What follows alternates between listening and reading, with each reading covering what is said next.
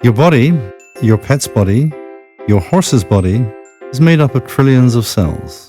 The cells are tiny, and if they were stretched end to end and stuck together in a string, they would form a continuous line of cells that would circle the Earth about 19 times. That's amazing. All cells have their different functions, skin, heart, brain, etc., but they all operate in fundamentally the same way with the same set of intracellular contents known as organelles. A single cell is able to keep itself functional by owning and operating a variable set of these miniature machines or organelles. So let's focus on a single cell, peer inside, and see what's going on. Well, the answer is a whole lot. I like to think of cells as a mini factory.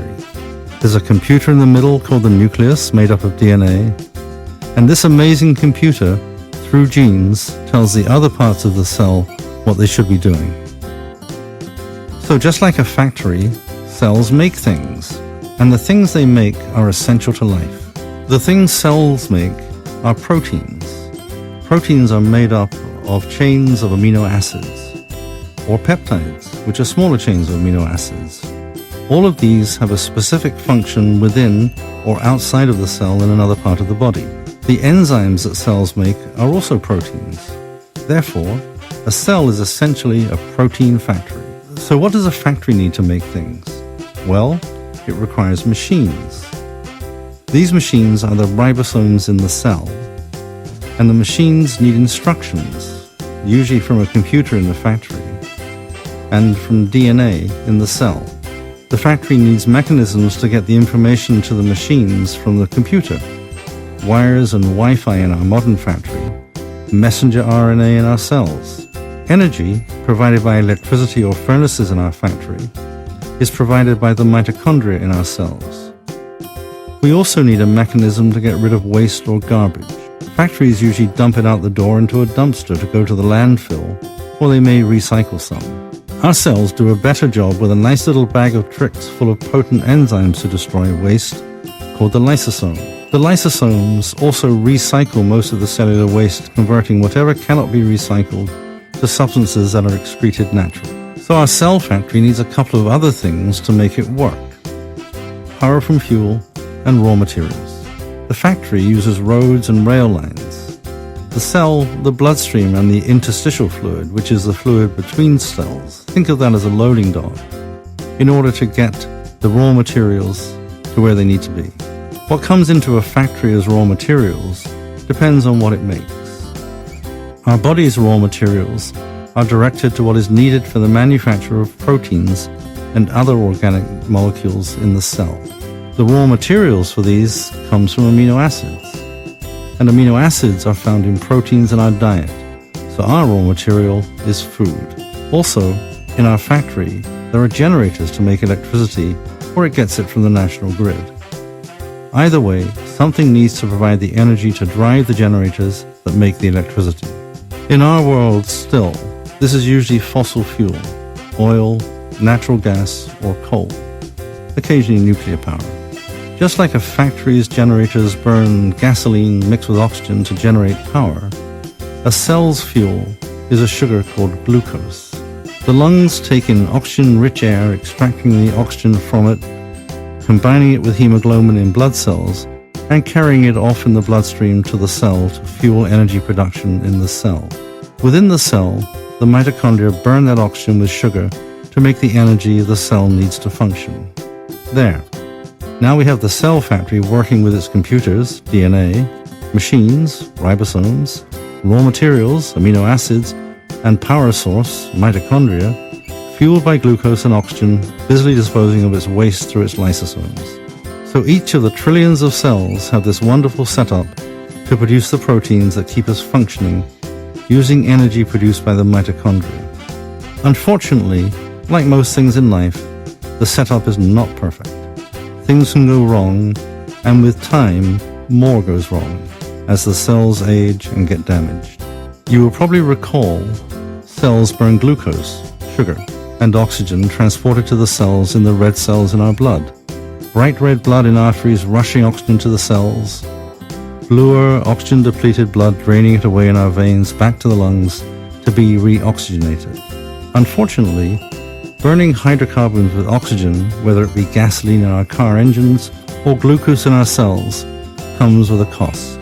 We all know that huge efforts have gone into cleaning up engine and other exhausts in the past 40 years, because in your car's cylinders when gasoline burns, or the power station when coal or oil burns, there are nasty toxic byproducts that poison the planet. Today's technology cleans them up with catalytic converters and other devices, but not perfectly. Similarly, in the mitochondria in your cells, when glucose and oxygen combine to make energy, there are nasty toxic byproducts called oxygen-free radicals. So these energy-producing sources, so vital to life in so many aspects, come with a potentially lethal dark side. Damaged planet, damaged cells.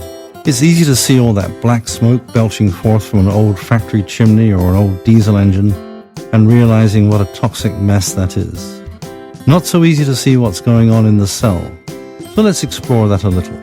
All of the contents of cells, DNA, ribosomes, lysosomes, the cell wall, and even the mitochondria themselves are susceptible to damage in a variety of ways. Let's focus on that damage done to the cell by oxygen-free radicals.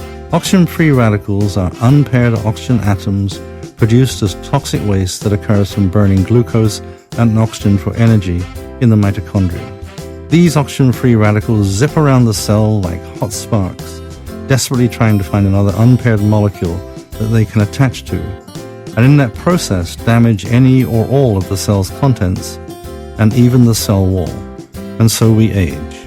Are there ways to slow the damage and promote the repair? Yes, there are. So how is this done? Let's look at prevention first. Over many years, cells have developed protective mechanisms to help prevent some of the damage, and the organism itself helps this process by receiving molecules in its diet that help too. These damage preventers are called antioxidants. Ah, you say, I've heard of those, which most of us have. Now you're about to know what they do and why they are important. Antioxidants come in essentially two forms: intracellular, which are made by the cells themselves, and extracellular, which we get from our diet.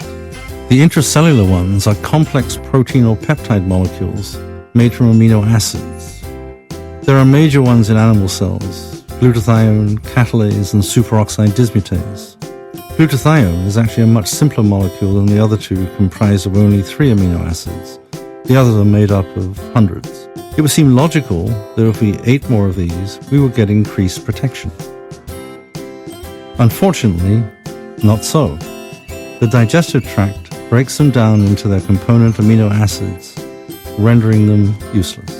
Fortunately, all is not lost though, as there are a significant number of antioxidants in the form of phytonutrient, that's plant-based antioxidants, vitamins and minerals in our diet that can escape the ravages of digestion and escape unscathed into the bloodstream to help protect our cells. Proanthocyanidins from grapes, pine bark, and yes, resveratrol in red wine, as well as the anthocyanins in blueberries, are all examples of the phytonutrient class of antioxidants. Vitamin C and E are good examples of vitamin antioxidants. All of these will protect our cells against the initial onslaught of those damaging free radicals. Unfortunately, most of us do not consume optimal quantities of antioxidants in our diet, and we need the highest quality and complete antioxidant supplement we can find. Even with all the antioxidant protection we can get, mopping up those hot burning sparks of free radicals, some of the enemy get through and cause damage. If this residual damage is not repaired, it will cause us to age more quickly as the body suffers the ravages of time with wear and tear to our bones, joints, muscles, and the rest of our tissues. A human, horse's, or pet's body does have the ability to repair some of that damage. We use growth hormone, which we now know is needed throughout life to turn on the cell's repair processes through another signaling protein called IGF-1. These two signaling proteins, growth hormone and IGF-1, attach themselves to receptors on the cell walls and signal or tell the cell to regenerate and repair. Without them, all bodies age more quickly. In humans, when we are young and well into our late teens, we have lots of growth hormone and IGF-1, and our bodies can get away with most of the things that teenagers inflict upon themselves. All animals do as well. But as the body gets older, things start to decline, and growth hormone levels gradually get lower and lower.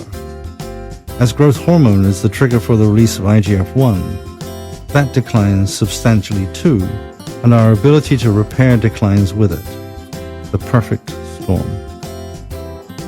So how do we slow this loss of ability to fix our cells, and hence age as slowly as possible? Fortunately, there are now ways to help this naturally and safely by giving a boost to our own growth hormone, but staying within the body's normal levels. A specific combination of amino acids taken as a supplement daily will help us to do this. So, there you have it. Prevent damage as far as possible. Arrest that gunman in the factory before he gets off too many shots with the right antioxidant supplement. Fix all the damage you can when it has occurred as quickly as possible. In other words, send the repair crew into the factory in sufficient numbers to do the job quickly and efficiently. Growth hormone. If you do this, your horse or your pet and yourself will age as slowly and healthily as possible.